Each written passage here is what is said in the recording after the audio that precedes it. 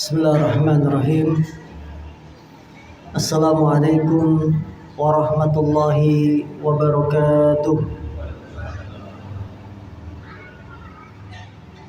Innal hamdalillah nahmaduhu wa nasta'inuhu wa nastaghfiruh wa na'udzu billahi min shururi anfusina wa min sayyiati a'malina.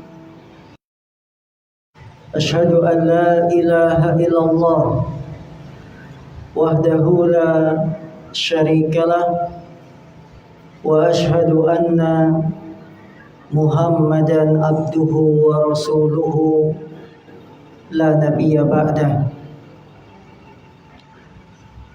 Qala Allah tabaraka wa ta'ala, ya ayyuhalladzina amanu taqullaha haqqa tuqatih wa la tamutunna illa wa antum muslimun. Wa qala aidan, ya ayyuhan nasu taqu rabbakum alladhi khalaqakum min nafsin wahidah wa khalaqa minha zawjaha وبث منهما رجالا كثيرا ونساء واتقوا الله الذي تساءلون به والأرحام إن الله كان عليكم رقيبا.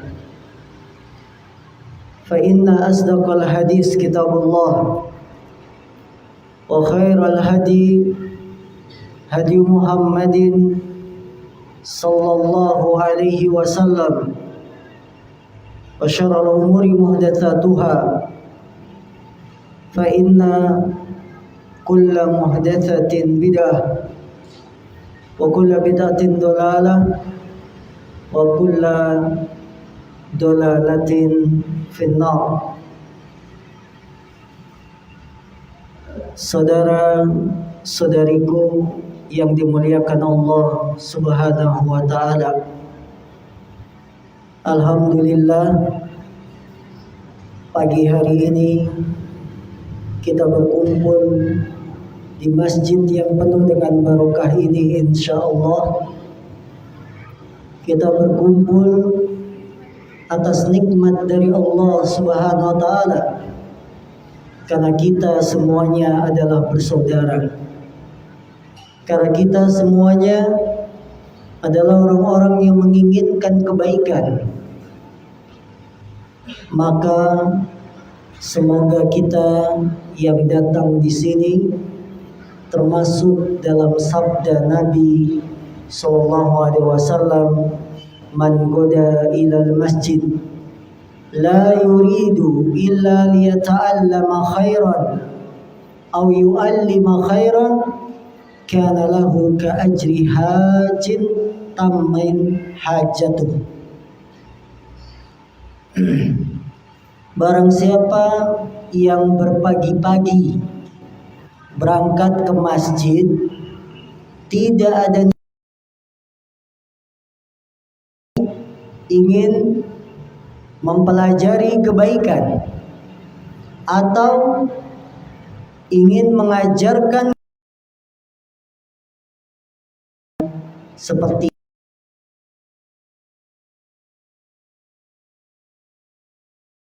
kita untuk berangkat haji, maka ada amalan yang pahalanya seperti haji. Di antaranya menghadiri majelis-majelis ilmu di masjid pada pagi hari. Pahalanya sebanding dengan haji, tapi belum menggugurkan kewajiban haji. Pahalanya saja. Jadi jangan sampai salah paham. Bapak nanti pulang bilang-bilang ke tetangga, saya sudah haji. Loh, kok bisa? Kok cepat banget? Kan tadi saya ikut kajian. Kata Nabi, yang pergi pagi-pagi ke masjid belajar ilmu pahalanya sebanding haji. Berarti saya sudah haji? Tidak. pahalanya saja sebanding dengan haji, namun belum menggugurkan rukun Islam yang kelima. Bapak Ibu, saudara-saudariku yang dimuliakan Allah Subhanahu wa taala, dalam satu kondisi terkadang kita dituntut untuk berhutang. Dalam satu keadaan kita dituntut untuk berhutang. Kebutuhan yang mendadak,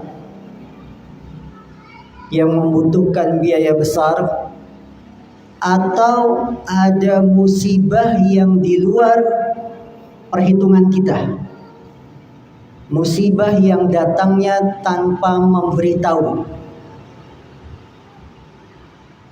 maka Islam tidak melarang yang namanya berhutang. Islam tidak melarang yang namanya hutang. Bahkan Bapak Ibu, ayat yang paling panjang di dalam Al-Quran, ayat apa? Ayat tentang hutang. Pada akhir surat Al-Baqarah, satu halaman full itu isinya tentang hutang pihutang. Wa idza tadayantum bidainin, apabila kalian berhutang, faktubu, maka tulislah. Ayat terpanjang di dalam Al-Quran, ayat tentang hutang.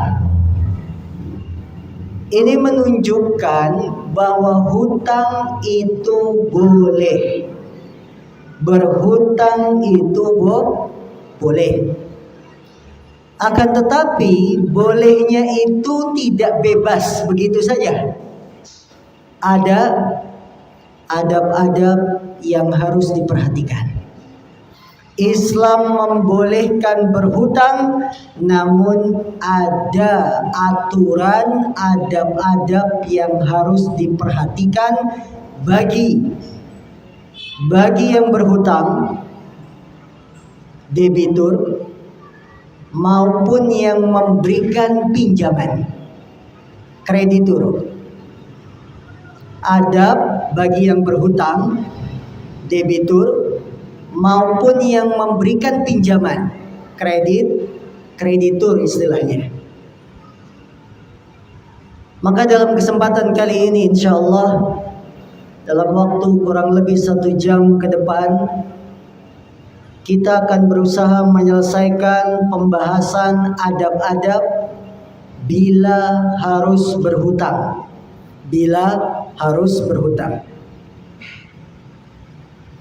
Kami awali dari yang berhutang.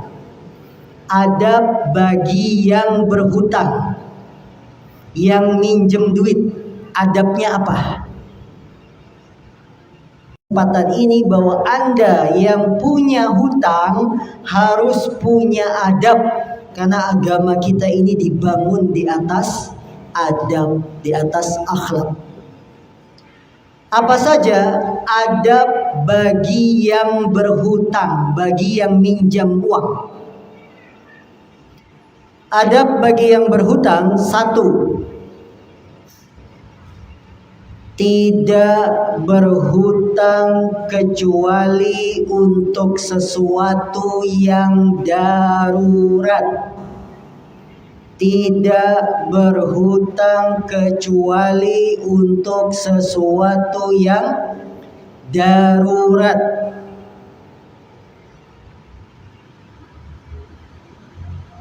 Adab ini banyak dilanggar habis-habisan oleh saudara-saudara kita. Kebanyakan yang minjem uang, kebanyakan yang berhutang, mereka bukan untuk sesuatu yang darurat. Hutang itu dianggap sebagai hobi, pekerjaan. Hutang untuk sesuatu yang mewah, bukan kebutuhan darurat. Ini kesalahan pertama bagi orang yang berhutang. Berhutang untuk apa? Ganti motor model terbaru, PCX, NMAX, Vario 150. Bukan untuk sesuatu yang darurat, padahal dia sudah punya motor. Motornya apa? Grand Astrea. Tahu Astrea? Apa namanya? Astrea Prima. Tahun berapa muncul motor ini? 90-an. Bukan untuk sesuatu yang darurat, hanya untuk kemewahan. Gonta-ganti barang, tas, padahal dia sudah punya tas. Gonta-ganti HP. Jadi minjem uang bukan lagi hal yang darurat, tapi untuk kemewahan, kesenangan hobi, gonta-ganti barang. Padahal kaum muslimin, Nabi kita berhutang untuk beli beras. Nabi kita berhutang beli apa? Gandum, makanan pokok. Allahu Akbar. Darurat nggak makan nasi? Darurat. Nabi menggadaikan baju besinya agar bisa ditukar dengan gandum, beras, makanan pokok saat itu gandum. Maka sekarang ini orang yang berhutang sudah kemewahan, bukan lagi darurat.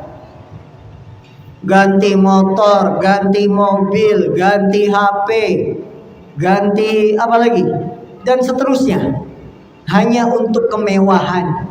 Boleh dibilang gaya hidup. Gaya hidup. Mampunya punya mobil yang laris manis. Mobil apa? Kacang goreng tuh, Avanza. Tapi memaksakan diri tukar tambah dengan yang lebih besar.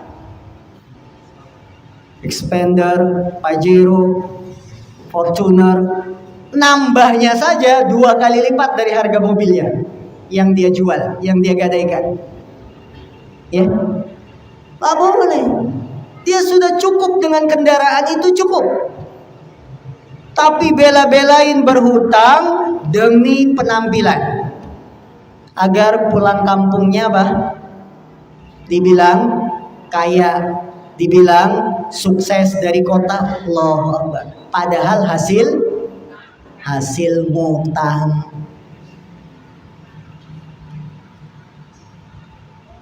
Yang ibu-ibunya biar kelihatan di rumah perabotannya bagus-bagus, panci-panci merek Jawa singkirkan. Ngutang ganti Vicenza. Wajan-wajan merek-merek yang murah ganti yang lebih mahal. Apa? Teflon lah, inilah, ngutang. Jadi keren, penampilannya keren, tapi hasil hutang. Harusnya malu kalau ngutang. Tidak berhutang kecuali untuk sesuatu yang darurat. Sehingga kehidupan kita tambah berat dengan beban hutang. Terbukti ketika pandemi kemarin 2 tahun, banyak yang punya hutang KO. Di liburan sekian bisa membayar hutang, ternyata pandemi 2 tahun. Pikiran kacau dia. Lemburan tidak ada, gaji dipotong setengah, habis. Ini dampak dari hutang. Maka adab yang pertama bagi orang yang berhutang, tidak berhutang kecuali suatu yang darurat. Bukan gaya hidup, bukan ingin kepuasan. Karena orang yang kaya itu adalah orang yang kaya hati, cukup dengan pemberian Allah, bukan orang yang kaya yang banyak perbendaharaan, simpanan uangnya, banyaknya kekayaan. Bukan. Orang kaya yang cukup dalam hatinya dengan apa yang telah Allah berikan. Nabi yang mulia dalam hadis yang dikeluarkan Imam Bukhari dan Muslim, beliau bersabda, "Laisal ghina an kasratil ard, walakinnal ghina ghinan nafs." Bukanlah yang dinamakan kaya dengan banyak harta bendanya. Jadi bukanlah yang disebut kaya itu yang banyak harta benda, akan tetapi yang kaya adalah ghinan nafs, yang kaya hatinya, yang kaya jiwanya. Itu orang kaya.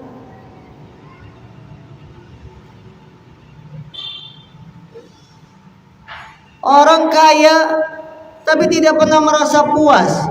Gaji ratusan juta masih korupsi. Kenapa? Gaya hidup. Rumah sudah mewah masih mengambil harta orang. Gaya hidup. Masih hutang. Ini bukan orang yang kaya. Orang yang kaya hatinya. Dia merasa cukup dengan pemberian Allah Subhanahu wa taala. Karena itu Rasulullah sallallahu alaihi wasallam beliau juga bersabda, "Wadda bima qasamallahu lak takun agnan nas." Terimalah, ridholah apa yang Allah bagikan kepadamu. Terima, ridho apa yang Allah bagikan kepadamu. Takun agnan nas, maka engkau akan menjadi manusia yang paling kaya. Kalau kita ridho dengan pembagian Allah berupa rizki ini, maka kita akan menjadi orang yang paling kaya. Takun agnan nas.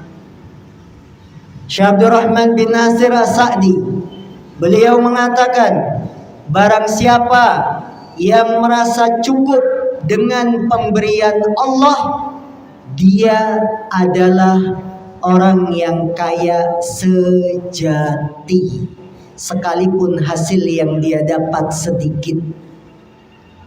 Bukanlah yang kaya itu dengan banyaknya harta benda, tetapi hakikat kaya adalah yang kaya hatinya, dengan menjaga diri dari meminta-minta, merasa cukup terhadap pemberian Allah, maka akan sempurna kebahagiaan hidup seorang hamba, mendapat nikmat dunia dan qanaah, merasa cukup dengan apa yang Allah berikan. Jadi kaum muslimin, kalau Anda tampil gaya kaya hasil hutang, justru menambah beban hidup. Nambah beban hidup. Enakan sederhana, motor-motor second tapi tidak ngutang, itu lebih baik daripada kita banyak hutang, kelihatan kaya tapi hakikatnya hutangnya banyak. Buat apa? Menambah beban pikiran. Harusnya tidak hutang, tapi kita ngutang demi gaya hidup, bukan suatu yang darurat. Untuk alasan pembukaan toko, cabang sana, cabang sini. Padahal kalau masih mampunya cuma punya satu toko, ya sudah takut satu toko. Tidak usah kita buka cabang kanan, cabang kiri, ngutang ke bank. Karena bank itu biasanya akan mendatangi toko-toko yang mulai berkembang, ditawari pinjaman, masuk dia ke kampung-kampung.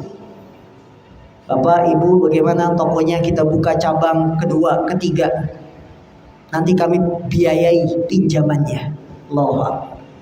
Jadi bukan untuk suatu yang darurat. Darurat nggak kita punya toko 2, 3? Nggak darurat. 1 diurusin. Hasil jualan toko 1 dikit, alhamdulillah, syukuri. Jangan terobsesi. Apa terobsesi itu? Obsesi itu apa? Pengennya hasilnya gede, punya cabang tokonya 5. Jangan.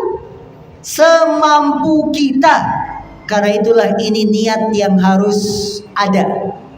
Orang yang berhutang, adab pertama, tidak berhutang kecuali untuk sesuatu yang darurat. Baik.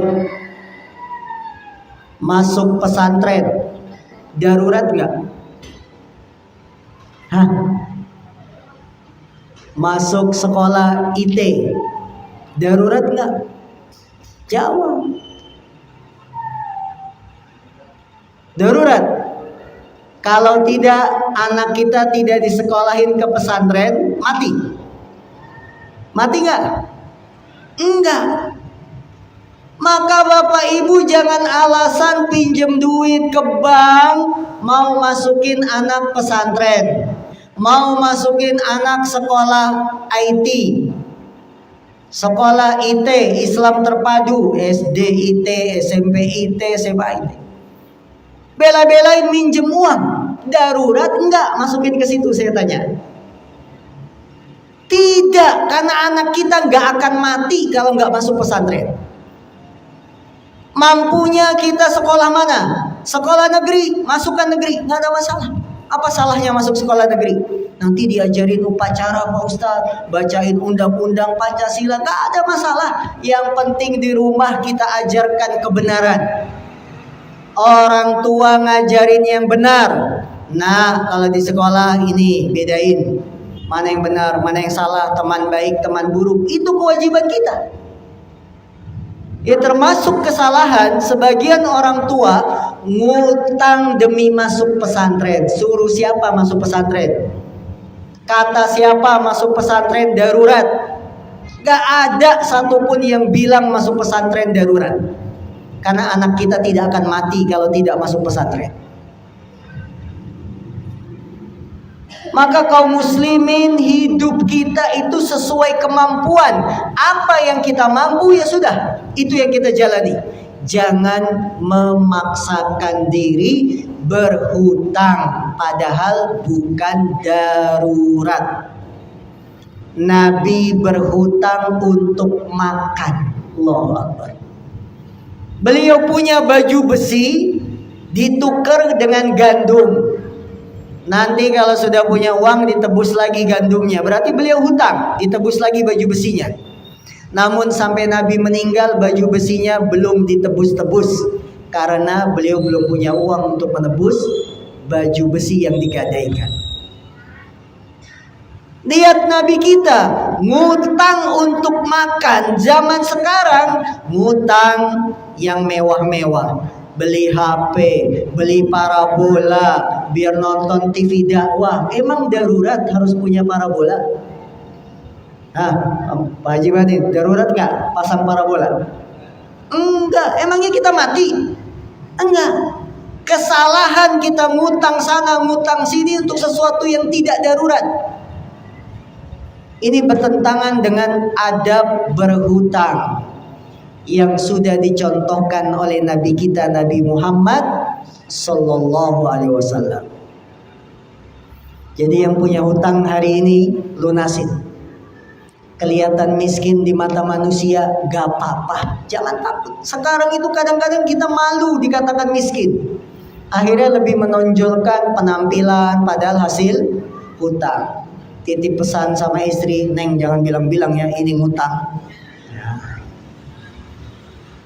Allahu Akbar. Buat apa gaya kalau hasil ngutang? Buat apa? Ya, ini adab yang pertama bagi yang berhutang. Adab kedua bagi yang berhutang, niat untuk bayar hutang. Niat untuk bayar hutang.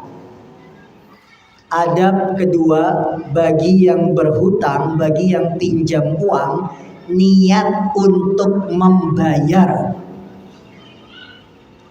Kalau kita berhutang, maka niatkan saya ingin bayar. Kalau kita niatnya ingin bayar, Allah akan tolong, Allah akan bantu, Allah akan mudahkan urusan hutangnya. Tapi barang siapa yang ngutang untuk memperkaya diri, memakan harta orang lain, hanya sekedar gaya-gayaan, tidak punya itikat baik untuk melunasi hutang, Allah akan hanguskan, Allah akan hancurkan apa yang dia punya dari harta benda. Allahu Akbar. Orang yang berhutang harus punya niat bayar. Jangan niat ngutang ingin mengambil uang orang, niat ngutang ingin kabur. Nabi kita yang mulia dalam hadis yang dikeluarkan oleh Imam Bukhari, Rasulullah sallallahu alaihi wasallam beliau bersabda, "Man akhadha amwalan nasi yuridu ada'aha addallahu anhu, wa man akhadha yuridu itlafaha atlafahullahu." Rasulullah bersabda dalam hadis yang dikeluarkan Imam Bukhari, barang siapa yang mengambil harta manusia dengan niat ingin melunasinya, maka Allah akan mudahkan dia bisa melunasinya. Dan barang siapa yang mengambil harta manusia dengan niat tidak ingin membayarnya, dia nggak mau bayar, minjem duit niatnya nggak mau bayar, maka Allah akan habiskan harta yang dia punya. Allahu Akbar. Shadaqa Rasulullah sallallahu alaihi wasallam. Alangkah benarnya apa yang disabdakan oleh Nabi kita sallallahu alaihi wasallam. Orang yang ngutang niatnya tidak bayar, justru Allah hancurkan kehidupannya. Tapi orang yang berhutang, mengambil uang manusia, dia ingin melunasi, Allah tolong, Allah mudahkan, Allah bantu. Ini adab yang sangat penting bagi yang berhutang.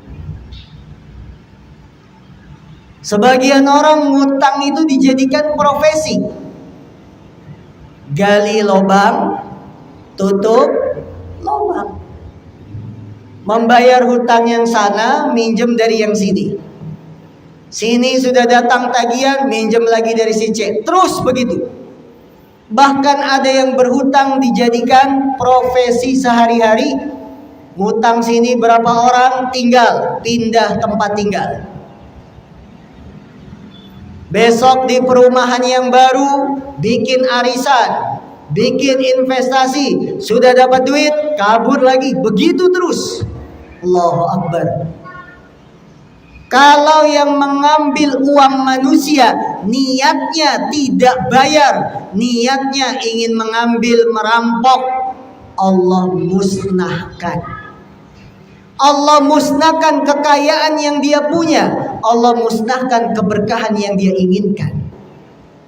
Dan itu sudah banyak kasusnya, saudara-saudaraku. Punya hutang, tidak mau bayar, Allah hancurkan kehidupannya. Maka para ibu, para bapak yang berhutang, tanamkan dalam hati kita untuk bayar, untuk melunasi sebelum nafas kita berhenti, sebelum ajal kita dijemput oleh Allah yang saat itu tidak lagi berguna. Rasulullah bersabda, "Man faraqa ruhul jasada wa huwa bari'un min salas, dakhalal jannah minal kufri, minal kanzi, wal gulul, wad dain." Barang siapa yang nyawanya terpisah dari jasadnya dan dia terbebas dari 3 hal. Yang pertama, minal kibar, dari kesombongan. Yang kedua, minal gulul, dari khianat. Gulul, mencuri, mengambil harta orang. Minad dain, dan dari hutang. Dakhalal jannah, maka dia akan masuk surga. Barang siapa yang terlepas dari 3 hal, masuk surga. Apa terbebas dari 3 hal? Terbebas dari sombong, terbebas dari mencuri, khianat, terbebas dari hutang, masuk surga. Jangan terlena dengan iming-iming bank. Kalau bapak meninggal, hutang dianggap lunas. Jangan. Betul? Pihak bank begitu buat merayu orang hutang. Tenang saja Pak, kalau Bapak tidak ada umur, hutang Bapak kami anggap lunas. Tidak, itu ucapan bank. Lihat ucapan Nabi, barang siapa yang nyawanya terlepas dari jasadnya dan dia tidak punya 3 hal, masuk surga. Tidak punya hutang, tidak punya khianat, tidak ada kesombongan, masuk surga. Allah. Takutlah orang-orang yang berhutang. Apakah kita melewatkan kesempatan besar masuk surga cuma gara-gara ada hutang? Hutang bayar, lunasi sebelum ajal menjemput. Bangun masjid, awas jangan hutang. Haji nih, catat deh. Bukan darurat, betul? Bukan darurat. Kata siapa darurat? Mampunya jamaah segini, ya udah segini. Penuh, jubel-jubelan, apa jubel-jubelan? Umpel-umpelan, gak ada masalah. Gak usah ngutang. Ya. Lihat hadis ini. Akan masuk surga orang yang ketika meninggal bebas dari hutang, bebas dari khianat, bebas dari kesombongan. Ibu-ibu, banyak yang masih punya hutang. Ada enggak Bu? Terus terang, kemarin saya lihat ngutang Tupperware. Ya. Nah ini, bayar. Pulang kajian nanti diskusi sama suami, "Mas ini gimana? Motor kita sih cakep tapi ngutang." Ya udah, tuker yang second biar hutang lunas. Ya, begitu. Enak, nggak punya hutang itu enak, bebas, sholat juga khusyuk, bangun tidur tenang, mau tanggal tua, tanggal muda tenang, nggak mikirin hutang. Coba yang punya hutang, tanggal segini 26 sudah kembang kempis dia pikiran. Bentar lagi tanggal 1. Ini deretan tagihan hutang sudah nunggu ini.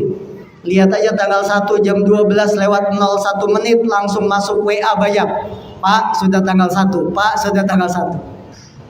Coba nggak punya hutang, bebas pikiran kita enak, tenang. Jangan biasakan hutang. Nabi hidup miskin. Tikar beliau, tikar untuk alas sholat itu kalau dipakai berbekas di jidatnya. Bekas, menimbulkan bekas. Sampai Umar bin Khattab nangis. "Wahai Rasul, kamu seorang pemimpin umat Islam. Kamu bisa meminta kepada para sahabat, belikan tikar yang bagus, carikan yang enak, bisa. Tapi kenapa engkau masih begini wahai Nabi?" Umar nangis. Nabi gak mau ngutang untuk tempat sholatnya di rumah. Beliau kelihatan miskin, tidak ada masalah, sampai Umar bin Khattab menangis melihat kemiskinan Nabi. Kemudian Nabi hanya menjawab, "Mali ana lid dunya." Apa urusan saya dengan dunia? Ngapain saya ngurusin dunia? Karpet bagus tapi hasil ngutang. Sofa bed bagus hasil ngutang. Buat apa ibu-ibu bikin arisan sofa bed, bikin arisan panci ini, panci itu? Buat apa? Arisan itu ngutang. Arisan ngutang nggak? Ngutang. Buat lebaran saya sudah punya sofa bed, jambut tamu nyaman, tapi tamunya nggak tahu. Coba dibilangin, itu hasil ngutang belum lunas. Bangun tamunya dari duduk, ya. Nah ini adab kedua, berhutang niat untuk bayar. Adab ketiga, bagi yang berhutang dengan nominal yang sesuai kebutuhan.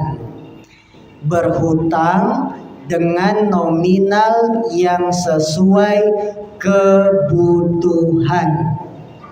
Kalau terpaksa harus ngutang, maka nominalnya sesuai kebutuhan kita. Tidak usah digedein, tidak usah ditambah-tambahin. Apa yang darurat? Anak mau operasi, darurat. Kalau tidak dioperasi meninggal, pinjam uang, ngutang sesuai biaya operasinya, sudah. Nggak usah ditambahin nominalnya. Buat yang bolak-balik ke rumah sakit belum punya motor, buat apa? Berhutang dengan nominal yang kita butuhkan. Karena kalau tidak sesuai, dibesarkan menuruti hawa nafsu, akan menjadi beban hidup, akan menjadi beban pikiran. Nabi SAW dari hadis Aisyah, bahwasanya Aisyah mengabarkan, kana yad'u fis salat, Allahumma inni a'udzubika minal ma'sam wal maghram. Qala lahu qail, ma aktsaru ma tasta'idzu minal maghram. Faqala inna rajula idza gharima haddatha fakadzaba wa wa'ada fa akhlafa. Aisyah menceritakan, Nabi biasa berdoa di dalam sholatnya.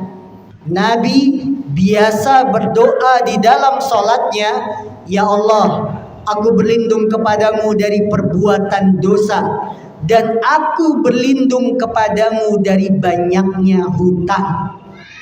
Ada yang bertanya kepada Rasulullah, wahai Rasulullah, betapa seringnya kamu minta perlindungan dari banyaknya hutang.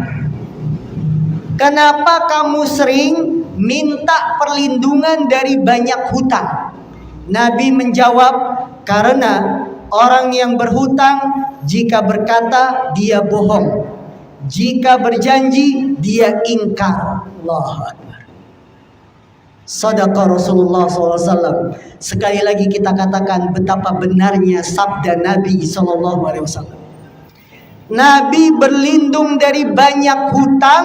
Ketika ditanya, wahai Rasul, kenapa engkau sering berlindung dari banyak hutang?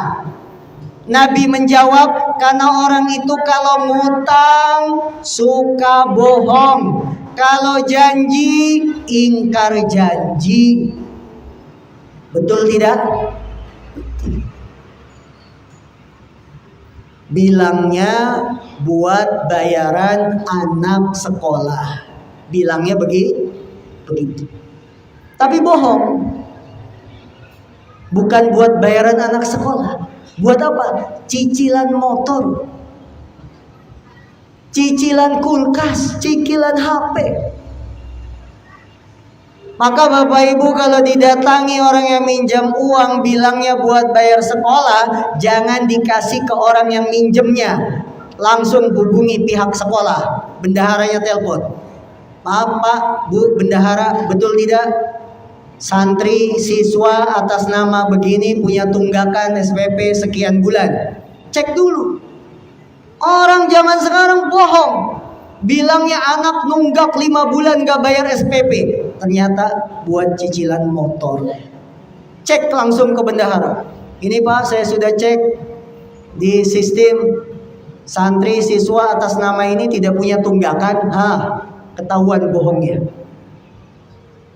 Maka berhutang itu sesuai dengan nominal berapa yang kita butuhkan kalau memang harus berhutang. Orang yang berhutang, dia kalau hutang bohong. Kalau janji apa? Ingkar. Ditagih hutang bilangnya akhir pekan, Sabtu, Ahad. Ditelepon hari Sabtu, jawabnya apa? Banknya tutup. Akhir pekan bilangnya apa? Banknya tutup. Ya Allah, memangnya nggak bisa bayar lewat ATM, lewat jasa transfer uang? Kan bisa, cuma alasan. Ditelepon hari Senin, bilangnya apa? Macet jalan. Apalagi alasannya? Habis bulan nggak habis. Habis Maret ada April, habis April ada Mei. Ini alasan orang yang berhutang seperti itu. Kalau dia janji, ingkar. Ini ucapan Nabi ya. Ucapan Nabi yang mengatakan kalau berjanji ingkar. Bahkan sampai teman-teman kita yang sudah mengaji pun demikian. Ini adab bagi yang berhutang. Sesuai nominal kebutuhan dan darurat minjam uangnya. Bukan untuk kemewahan, bukan suatu yang gaya hidup ya. Ini perlu dipahami oleh kita semua. Maka para ibu kalau belanja sayur gak usah ngutang. Beli bayam 2 ikat ngutang. Ya Allah, itu yang jual sayur untungnya berapa coba? Gope itu berapa? 500, 1000 perak diutang sama yang beli. Bayarnya kapan? Nanti ya, awal bulan. Ya Allah, kangkung 2 ikat, bayam 2 ikat, bayar sebulan. Pantesan tukang sayur banyak yang bangkrut. Apalagi yang keliling pakai gerobak. Antum tanya dia berapa untungnya dia gitu. Ibu-ibu gak usah ngutang kalau belanja. Gak punya duit gak usah belanja. Apa? GoFood. Ya, jangan ngutang, kasihan. Bukan darurat. Maka ini adab ketiga, berhutang sesuai dengan nominal yang kita butuhkan. Adab keempat bagi yang berhutang. Tadi kita bagi adab bagi yang berhutang dan adab bagi yang meminjamkan hutang. Sekarang kita masih adab yang berhutang. Sudah masuk poin keempat. Adab bagi yang berhutang yang keempat, menepati bayar hutang. Menepati bayar hutang dan tidak menunda-nunda. Menepati bayar hutang dan tidak menunda-nunda. Jika hutang sudah jatuh tempo, kita janji tanggal sekian hari ini, maka tepati janji kita. Segera lunasi. Bayar hutang, jangan ditunda-tunda. Karena menunda bayar hutang padahal mampu sebuah kezoliman. Menunda bayar hutang padahal mampu, zolim, dosa besar. Berdasarkan hadis yang dikeluarkan Imam Bukhari dan Muslim, Nabi kita yang mulia sallallahu alaihi wasallam, beliau bersabda, matlul ghaniyyi zulmun. Menunda-nunda bayar hutang padahal mampu, sebuah kezoliman. Apa kata Nabi? Menunda-nunda bayar hutang padahal mampu adalah kezoliman, dosa besar. Dan ini kita jumpai pada zaman sekarang. Sebagian manusia yang tidak punya rasa takut kepada Allah, ditunda-tunda bayar hutangnya padahal mampu. Sampai yang minjemin duit malu, capek nagih hutang. Gara-gara yang berhutang tidak tepat waktu. Betul nggak? Betul, ini kenyataan. Kalau kita sudah mampu bayar. Kalau belum mampu ngomong, kasih penjelasan. Mohon maaf, bulan ini saya banyak kebutuhan. Kemarin saya janji tanggal sekian, ternyata meleset. Ada kebutuhan anak, sekolah, daftar ulang, dan lain-lain. Ngomong. Ini tidak ngomong, ditagih nggak pernah jawab, tidak punya adab. Adab orang yang berhutang, segera melunasi hutang dan jangan menunda-nunda. Orang kalau ngutang, pas minjem datang pertama kali, itu semangat sopannya minta ampun. Betul nggak? Sopannya minta ampun, mulutnya itu manis, kalah gula Jawa. Sopan. Mohon izin, mau ke rumah kapan ada waktu. Wow, Masya Allah. Adab nggak? Adab. Mohon izin mau ke rumah kapan ada waktu. Sopan, manis. Kenapa? Ada udang di balik rempeyek. Ada misinya. Mau ngapain? Mau ngutang. Sudah dikasih waktu, ya bisa hari ini jam sekian. Datang dia. Datangnya pun nggak tangan kosong. Ada misi. Bawa apa? Ya minimal biskuit, minimal parcel buah 50.000 itu kan. Karena targetnya 4 juta ini. Sopan. Datang, assalamualaikum, ketok pintu. Kalau belum dipersilakan duduk, dia nggak duduk. Sopannya minta ampun. Sudah duduk, nggak langsung ke tujuannya pengen ngutang, enggak. Ngobrol dulu gimana keluarga sehat, anak, gimana kampung, gimana orang tua, baik benar. Ya, sudah diambil hatinya yang orang dia ingin pinjam uang, baru ngomong dengan perlahan-lahan. Kalau ada keluasan rezeki, mohon maaf, saya ada kebutuhan yang tidak bisa ditunda. Oh yes. Sopan, manis. Nanti ya insya Allah nggak sampai sebulan saya akan balikkan hutangnya. Sopan. Begitu sudah dapat hutangnya, pulang ke rumah, apa? Boro-boro minum, pengen cepat-cepat keluar. Udah dapat duitnya soalnya. Ya. Besok waktu yang sudah ditentukan, janjinya pengen hari ini, tanggal sekian, nomor HP ganti.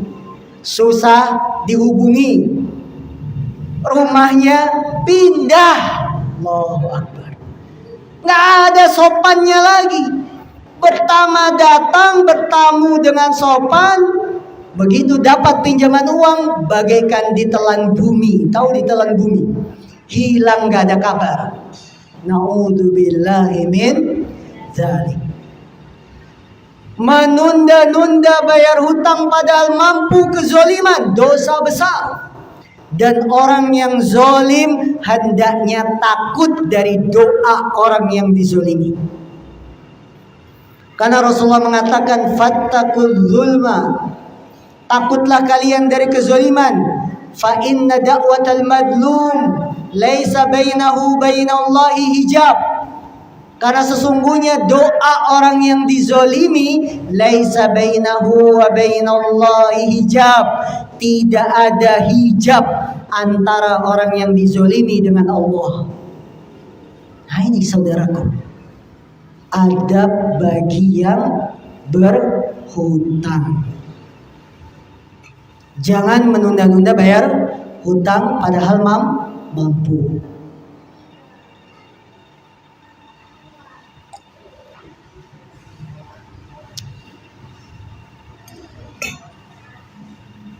Adab keberapa sekarang? Yang kelima, bagi yang berhutang, adab yang kelima, bagus dalam melunasi hutang. Bagus dalam melunasi hutang. Rasulullah, Nabi kita yang mulia sallallahu alaihi wasallam, tatkala punya hutang seekor onta, beliau melunasi dengan membelikan onta yang lebih bagus dan usianya lebih muda. Beliau melunasi hutang ontanya dengan dibelikan onta yang lebih bagus dan usianya lebih muda. Sambil beliau bersabda, "Ishtaru wa a'tuhu iyyah fa inna khairakum ahsanukum qada'a." Belikanlah onta yang lebih baik, kemudian bayarkan hutang onta ini kepada dia. Sesungguhnya orang yang paling baik di antara kalian yang paling bagus ketika bayar hutang. Maka bagi yang minjem uang, bagi yang minjem duit, minjem apapun, ketika bayar bagus. Melunasi hutang tepat waktu, melunasi hutang sebelum ditagih, melunasi hutang sebelum jatuh tempo, itu bagus. Melunasi hutang sambil mengucapkan terima kasih. Jangan nunggu berantem dulu baru bayar hutang. Jadi kata Nabi, sebaik-baik kalian adalah yang paling bagus ketika membayar hutangnya. Apa maksud paling bagus ketika bayar hutang? Tepat waktu. Sebelum ditagih sudah bayar. Ya, belum jatuh tempo sudah bayar. Itu bagus. Kemudian mengucapkan terima kasih kepada yang meminjamkan uang. Kebanyakan kita tidak. Mau bayar pakai berantem dulu. Sambil marah-marah kayak gak percaya sama saya aja. Nih, ya Allah, kamu yang ngutang, dia yang marah-marah. Ini gak bagus. Kata Nabi apa? Yang paling bagus di antara kalian yang paling baik ketika bayar hutangnya. Kan orang senang. Belum jatuh tempo datang ke rumah, ini saya mau lunasin hutang, terima kasih banyak, kemarin minjemin saat saya sedang darurat, saat saya sedang butuh-butuhnya kamu minjemin, semoga dibalas pahala yang banyak, ini hutangnya. Itu kan senang, orang pun bahagia, bahkan dia akan bisa meminjamkan lagi berikutnya. Tapi kalau sekali dipinjemin sikapnya seperti itu, jangan harap dapat pinjaman kedua. Betul? Jangan harap mau dipinjemin lagi, galak. Ya.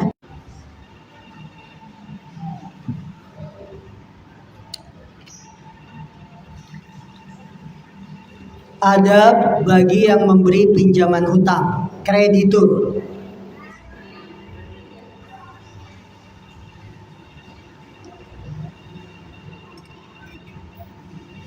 Dalam hutang pihutang, adab itu bukan hanya yang berhutang.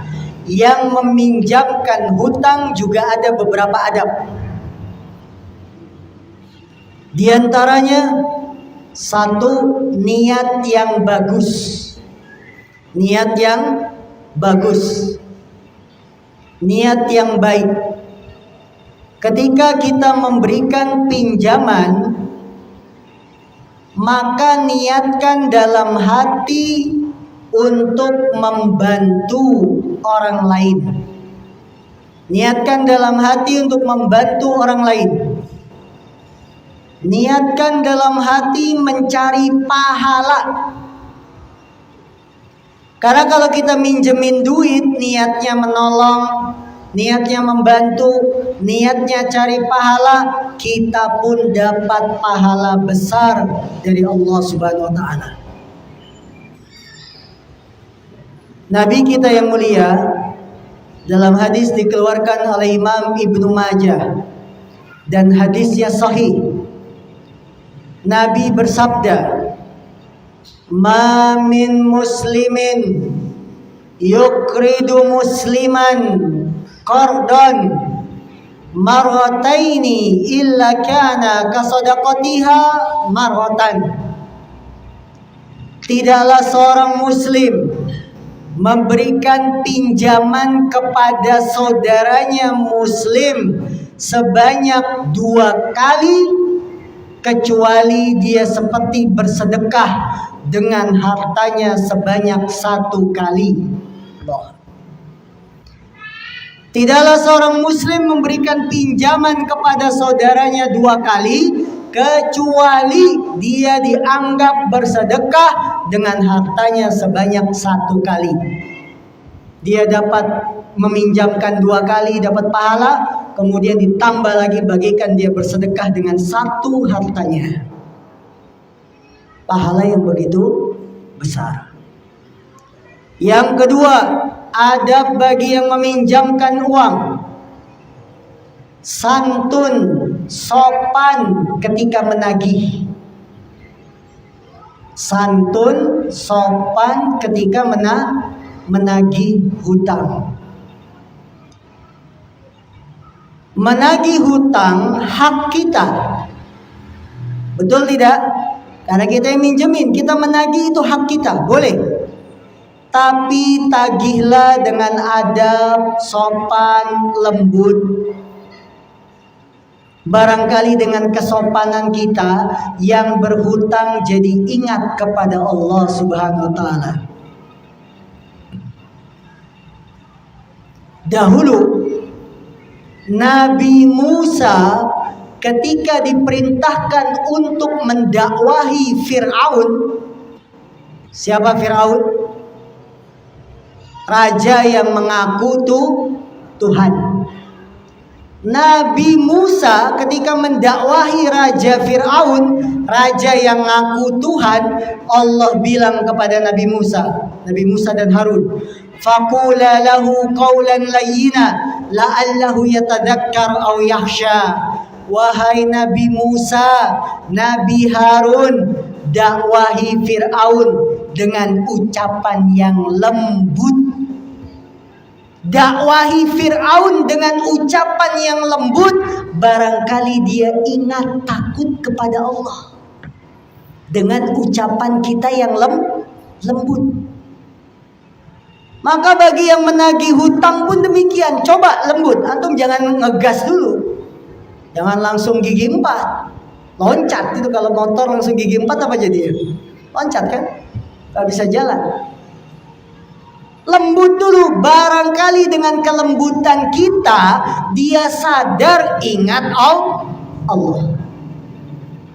Maka Nabi Muhammad SAW dalam hadis yang dikeluarkan oleh Imam Bukhari, Rasulullah bersabda, "Rahimallahu rajulan samhan idza ba', samhan idza ishtara, samhan idza iqtada." Semoga Allah merahmati orang yang samhan, yang mudah ketika menjual, mudah ketika membeli, dan mudah ketika menagih hutang. Allahu Akbar. Semoga Allah merahmati orang yang mudah ketika menjual. Jual mudah, ada yang nawar, ya udah ambil. Semoga Allah merahmati orang yang mudah ketika beli, gak banyak nawar.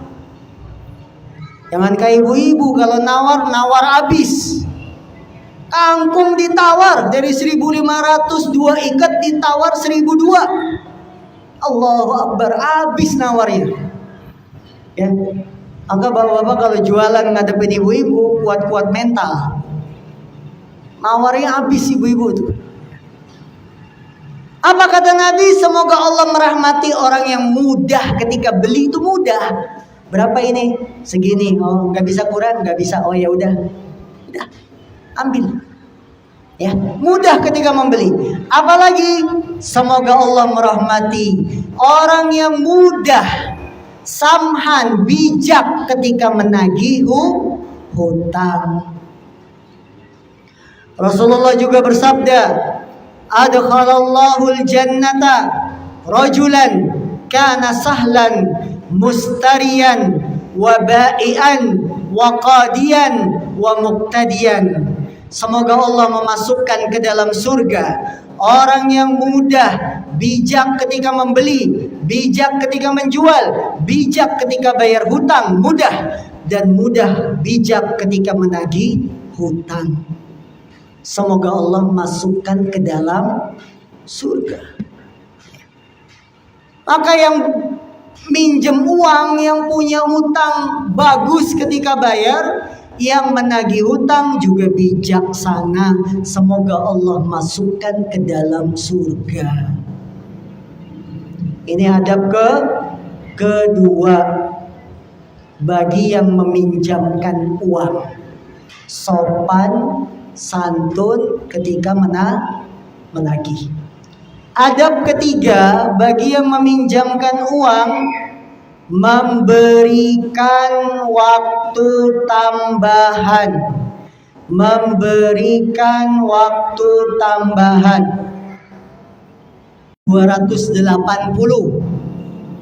Karena hal ini diperintahkan oleh Allah dalam Al-Quran surat Al-Baqarah ayat 280. Apa kata Allah? Allah berfirman, wa in kana dzu usratin fanadhiratun ila maisarah wa in tasaddaqu khairul lakum in kuntum ta'lamun. Jika yang berhutang itu dalam kesulitan, belum mampu bayar, maka kata Allah, fanadhiratun ila maisarah, berilah waktu tangguh penundaan sampai dia punya kelapangan. Jika yang berhutang itu dalam kesukaran, kesulitan, kesusahan, maka berilah waktu tangguh sampai dia mendapati kelapangan, keluasan rizki. Dan apabila kalian menyedekahkan, maksudnya menganggap lunas, itu lebih baik bagi kamu. Jadi ada orang utang nggak mampu, jatuh tempo, kita bilang ya udah saya anggap lunas. Itu lebih baik bagi kamu jika kamu mengetahui. Jadi adab kalau kita ngelihat yang berhutang kesusahan, tapi benar-benar susah ya.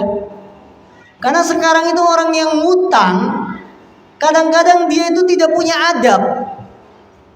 Sudah jatuh tempo, bilangnya nggak punya duit, tapi penampilannya mewah. Bilang nggak punya duit, cincinnya berderet di jarinya. Bilang nggak punya duit, ke kantor, ke pabrik, naiknya NMAX, PCX. Baru kemarin WA, nggak punya duit, lewat depan rumah geber-geber pakai NMAX. Ya Allah, ngelus dada. Betul kan? Kalau benar-benar susah, betul kita terima. Orang yang benar-benar susah kita terima, kita kasih tambahan waktu, seneng. Tapi yang tidak bisa kita terima, minta tambahan waktu tapi hidupnya mewah. Ya, Allahu Akbar. Kenapa itu motor nggak dijual? Cari yang lebih second. Kelebihannya kan bisa nutupi hutang, kan harusnya begitu mikirnya. Ini enggak, gaya hidup. Makanya semboyannya apa? biar tekor asal kesohor. Tekor nggak punya duit, yang penting kesohor, terkenal. Ini prinsip batil, prinsip orang yang cinta dunia. Biar tekor asal kesohor. Punya duit ngutang sana sini, yang penting terkenal. Korban, beli hewan kurban ngutang. Orang tetangganya bilang, Masya Allah Pak, satu RT ini gak ada yang kurban, cuma bapak doang. Dalam hati bilang, saya juga ngutang. Ya, tak boleh. Kalau sudah jatuh tempo lunasi. Kalau kita nggak mampu, memang betul-betul nggak mampu, memang nggak ada lagi yang untuk dijual untuk nutupin hutang, ngomong. Insya Allah yang memberi pinjaman juga memaklumi, memberikan waktu tambahan. Ya. Baik, sekarang adab bagi yang berhutang dan yang meminjamkan uang. Umum, adab umum. Adab yang berlaku bagi dua-duanya. Kalau tadi adab bagi yang berhutang, adab yang meminjamkan uang, sekarang adabnya umum bagi dua-duanya. Apa adab umum dalam hutang piutang? Satu, mencatat dan menulis hutang piutang. Ini adab umum, berlaku bagi yang minjem duit, berlaku bagi yang meminjamkan utang. Adab umumnya apa? Mencatat dan menulis hutang pihutang. Jangan meremehkan tulisan. Transaksi hutang pihutang catat. Betapa banyak sengketa hutang pihutang karena tidak ada tulisan bukti penguat. Apalagi yang bayar hutangnya lewat cicilan. Saya sudah transfer ya, iya doang. Yang transfer tidak nyimpen bukti transfer, yang ditransfer nggak langsung nyatet, akhirnya cekcok, salah hitungan, beda. Yang minjemin duit, perasaan sudah baru 5 bulan, yang transfer, perasaan saya sudah 7 kali saya transfer, mana buktinya? Nggak ada. Kenapa? Karena meremehkan catatan. Terjadi nggak? Terjadi, nyata. Cuma perasaan. Kerjasama bisnis. Si A punya barang, si B yang ngejualin. Kirim barang ke si B. Yang A nggak nyatet ngirim barangnya berapa jumlahnya, tidak dicatat. Si B yang ngejualin juga nggak nyatet. Akhirnya bayarnya sama perasaan. Ini perasaan saya jumlahnya sekian. Enggak, lebih dari itu. Akhirnya berantem. Terjadi nggak? Terjadi karena tidak ada catatan. Padahal mencatat hutang pihutang diperintahkan oleh Allah di dalam Al-Quran surat Al-Baqarah ayat 282. Perintah mencatat hutang pihutang diperintahkan oleh Allah dalam surat Al-Baqarah ayat 282. Allah Subhanahu wa taala berfirman, "Ya ayyuhalladzina amanu idza tadayantum bidainin ila ajalin musamman faktubuh." Wahai orang-orang yang beriman, jika kamu bertransaksi hutang pihutang sampai waktu yang ditentukan, hendaklah kamu menulisnya. Apa kata Allah? Menulisnya. Jadi perintah nulis itu bukan siapa-siapa yang nyuruh, Allah langsung, karena Allah paham. Perselisihan kita paling banyak masalah transaksi uang, masalah transaksi utang piutang. Catat, dia sudah setor, tanggalnya catat. Yang menyetor juga nyatet, punya catatan. Bukti transfer di print, cetak, simpen. Biar tidak ada perselisihan di kemudian hari. Ini loh Pak, buktinya saya sudah transfer sekian. Nama penerima jelas. Ya, tanggalnya jelas.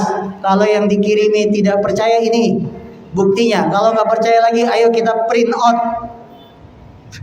Print out tahu? Ke teller bank. Biar tahu ini sudah masuk. Seperti itu. Karena kalau tidak ada catatan, jadinya cuma perasaan-perasaan, akhirnya pecah hubungan, berantem cuma gara-gara tidak punya catatan.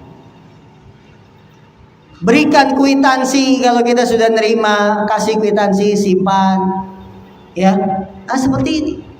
Ini adab ini banyak diremehkan oleh teman-teman. Cuma alasannya apa? Kayak nggak percaya saja, kita kan satu pengajian, malu sama pelang masjid Nurul Jannah. Nggak ada teman ngaji, teman kantor, tetangga catat, saudara catat. Nggak percaya sama abang sendiri. Apa ada? Ini Allah yang nyuruh. Jangan nggak enakan. Allah yang nyuruh. Suruh yang ngutang itu datang, duduk di depan kita, bacain ayat ini. Ya ayyuhalladzina amanu idza tadayantum bidainin ila ajalin musamman faktubu. Catat, baca, suruh baca ayatnya. Jangan disodorin catatan utang. Kayak nggak percaya sama saya. Nggak ada, karena Allah yang nyuruh untuk menjaga tidak ada persengketaan dan perselisihan. Yang kedua, adab umum dalam berhutang.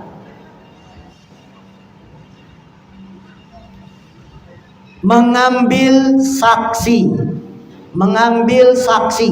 Artinya setelah kita tulis, dilengkapi dengan saksi-saksi. Siapa yang menyaksikan transaksi hutang piutang ini?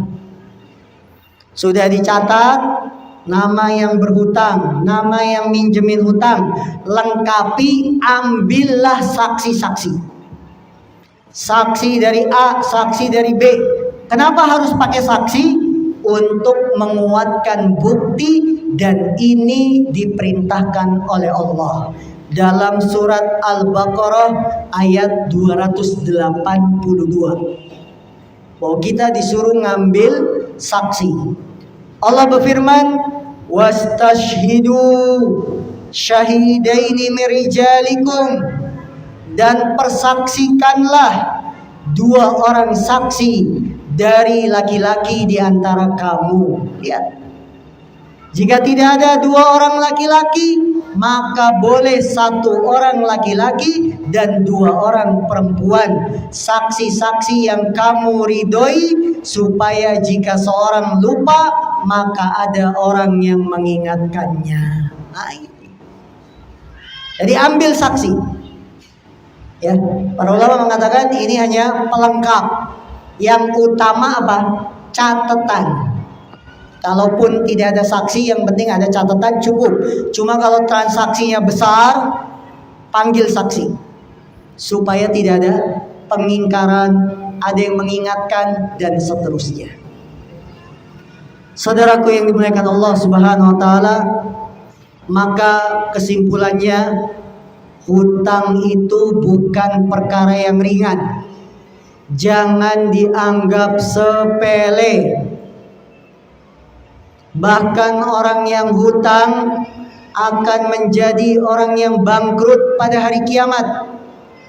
Rasulullah bersabda, "Man mata wa alaihi dinarun aw dirhamun qudiya min hasanatihi, laisa samma dinarun wala dirham." Barang siapa yang mati dalam keadaan masih memiliki hutang 1 dinar atau 1 dirham, maka hutang tersebut akan dilunasi dengan kebaikannya. Apa kata Nabi? Yang meninggal dunia masih punya hutang 1 dinar 1 dirham, di hari kiamat dilunasi dengan diambil kebaikannya pada hari yang tidak ada lagi dinar dan dirham. Jangan remehkan perkara hutang, karena orang yang hutang nyawanya tergantung di langit sampai hutangnya dilunasi. Nabi bersabda, nafsul mu'min mu'allaqatun bidainihi hatta yuqda'an. Dalam hadis yang dikeluarkan Imam Tirmizi, Nabi bersabda, jiwa seorang mukmin akan bergantung dengan hutangnya sampai dilunasi hutangnya. Orang yang berhutang dosanya tidak akan diampuni. Semua dosa diampuni, sampai yang mati syahid pun akan diampuni, kecuali yang punya hutang.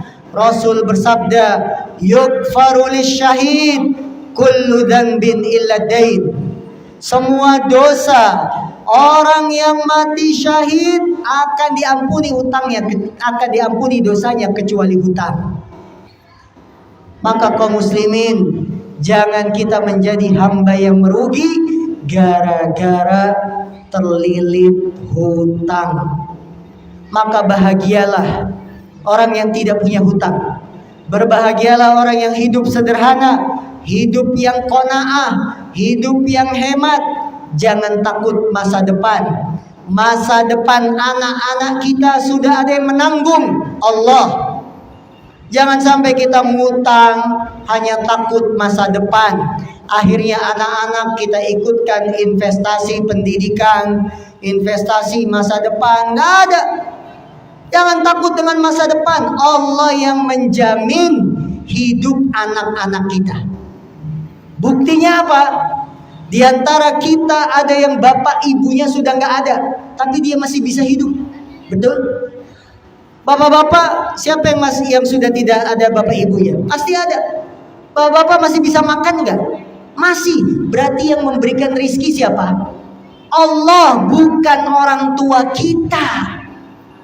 Bukan orang tua kita yang ngasih rizki anak-anak, Allah.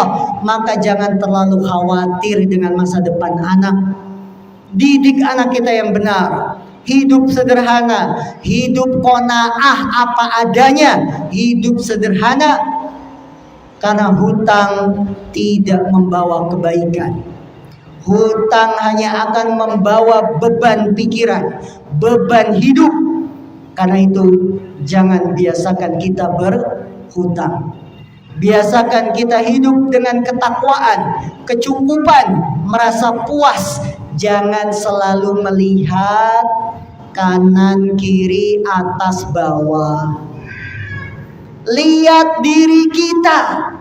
Jadilah diri kita apa adanya. Jangan ngelihat orang lain. Baru dikomentarin sama temen, ya HP jadul masih dipegang, langsung panas. Mi, tadi saya dibilang HP saya jadul, Mi. Pabriknya aja udah tutup katanya. Panas, cari pinjaman, ngapain? Mau nyari HP baru. Jadilah diri kita sendiri. Jangan dikontrol orang lain, didikte sama orang, kemudian kita berhutang sana sini. Tidak. Hiduplah sebagaimana Rasulullah SAW telah memberikan teladan kepada kita. Wallahu ta'ala alam. Selanjutnya kami berikan kesempatan untuk pertanyaan. Nah,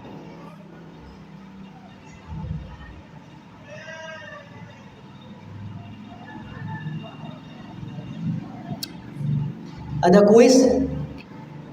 Hadiahnya ada hadiahnya? Nggak ada ya? Ibu-ibu mau hadiah? Ini ada teh pucuk.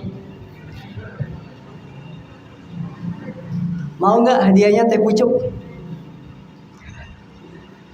Baik, ada pertanyaan? Silakan ibu-ibu yang mau bertanya. Bapak-bapaknya juga? Ya, silakan.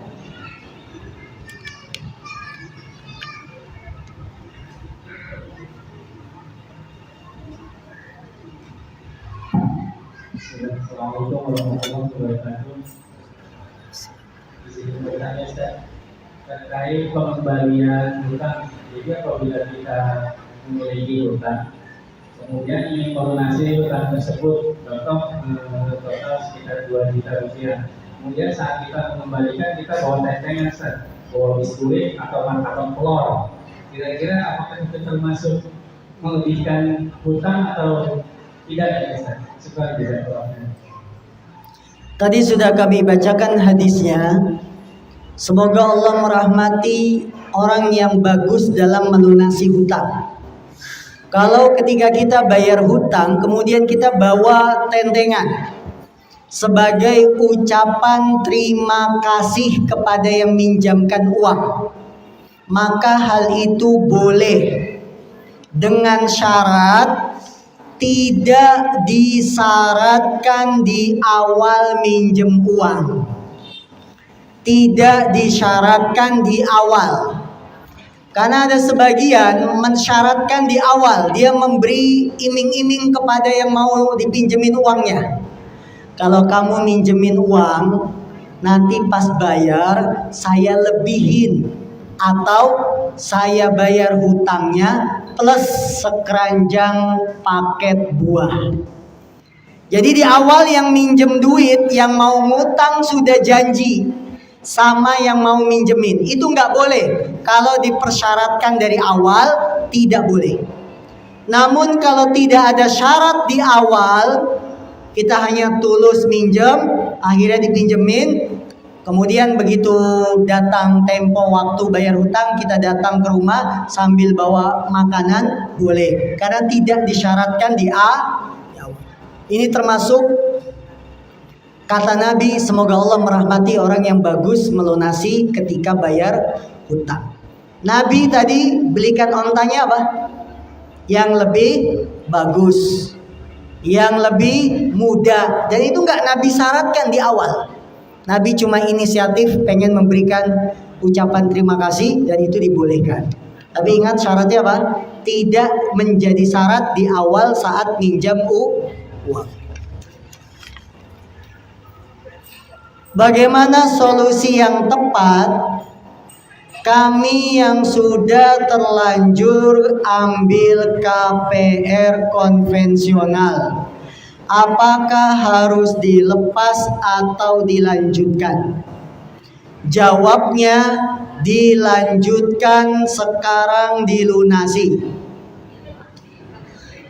Cakep? Cakep. Sisa berapa tahun KPR konvensionalnya? 3 tahun, lanjutin 3 hari lunas. Besok Senin, Selasa, Rabu lunas. Cakep? Begitu. Lanjutin KPR-nya tapi dilunasin. Apa yang kita punya? Di kampung punya tanah warisan, jual. Di rumah punya mobil cakep, jual. Istri pakai gelang berderet, gelang kaki kanan kiri, tangan kanan kiri, lepas deh, kita jual buat ngelunasin KPR. Begitu. Kalau tidak punya aset untuk melunasi, cari orang-orang yang baik yang bisa meminjamkan uang agar kita lunasi ke bank. Kita urusannya dengan orang baik ini tanpa bunga. Bagus. Solusi juga, cari orang yang baik yang bisa minjemin. Ya, kita pinjam dalam jumlah besar, kurangnya misalkan berapa, 200 juta, bayar ke bank, lunas. Tapi kita bayar hutangnya tetap ke dia, tanpa ada bunga, tidak ada denda keterlambatan dan lain-lain. Ini solusi juga. Nyari orang yang baik zaman sekarang susah, Pak Ustaz. Yang mau minjemin dengan jumlah besar, percaya tiap bulan dicicil, nggak ada yang mau. Jadi bagaimana? Kalau memang iman kita kuat, takut dengan dosa riba, jual, oper kredit, sisa uangnya kita beli rumah second yang lebih kecil, yang lebih sederhana, yang penting bukan hutang. Itu solusi terakhir. Jual rumah, Berapa harganya? Ada kelebihan, kita beli rumah yang second daripada kita terus-terusan dengan hutang, dengan riba. Sambil di rumah yang kecil ini kita menabung, barangkali diberikan keluasan rezeki, bisa jadi Allah memberikan keluasan rezeki, bisa kembali lagi beli rumah yang lebih layak, seperti itu. Ya, tapi harus kuat. Kita harus punya tanggung jawab, bekerja keras, minta pertolongan pada Allah bahwa saya siap untuk membahagiakan istri, keluarga, anak dengan tanggung jawab yang kuat. Ya, seperti itu. Nah, Allahu a'lam. Ada lagi yang lain?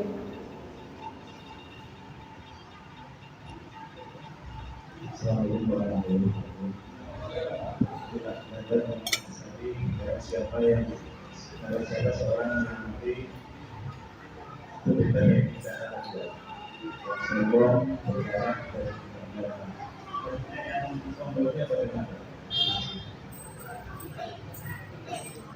Nabi Shallallahu Alaihi Wasallam beliau bersabda dalam hadis yang lain, la yadkhulul jannah man kana fi qalbihi mithqalu dzarratin minal kibr. Tidak akan masuk surga orang yang di dalam hatinya ada seberat biji sawi dari kesombongan. Ini hadisnya mirip. Tadi apa? Barang siapa yang mati tidak ada kesombongan, masuk surga. Hadis yang tadi saya bacakan, tidak akan masuk surga orang yang dalam hatinya ada seberat biji sawi dari kesombongan. Apa itu kesombongan? Batorul haq wa gomtun nas. Sombong itu menolak kebenaran dan merendahkan manusia. Itu namanya sombong. Orang yang menolak kebenaran yang sudah sampai dari Quran, hadis, sombong. Kalau dia tolak. Yang merendahkan manusia juga sombong.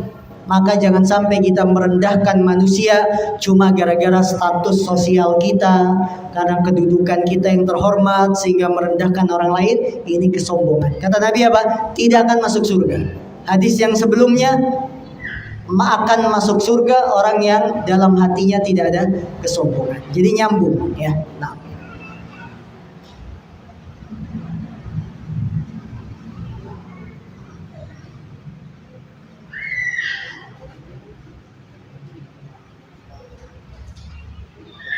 Assalamualaikum warahmatullahi wabarakatuh. Waalaikumsalam warahmatullahi wabarakatuh. Ceritanya Ustaz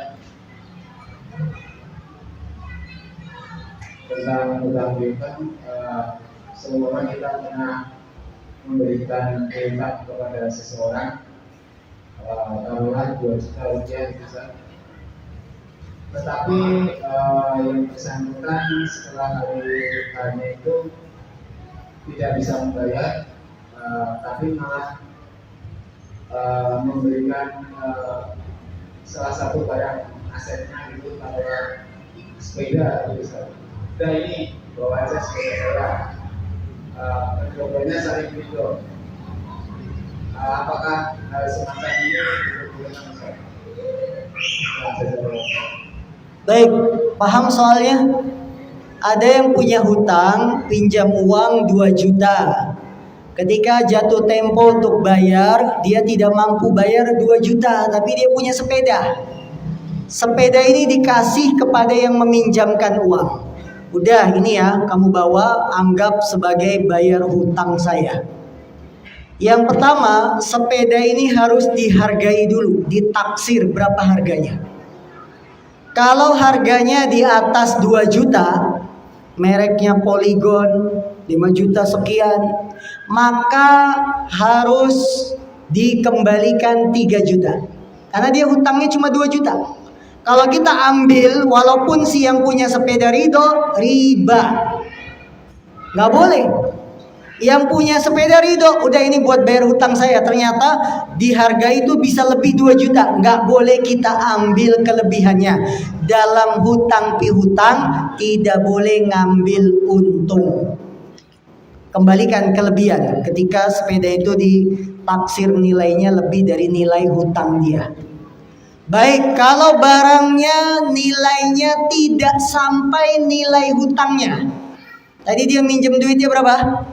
2 juta, barangnya kita taksir di pasaran cuma 1,5 juta.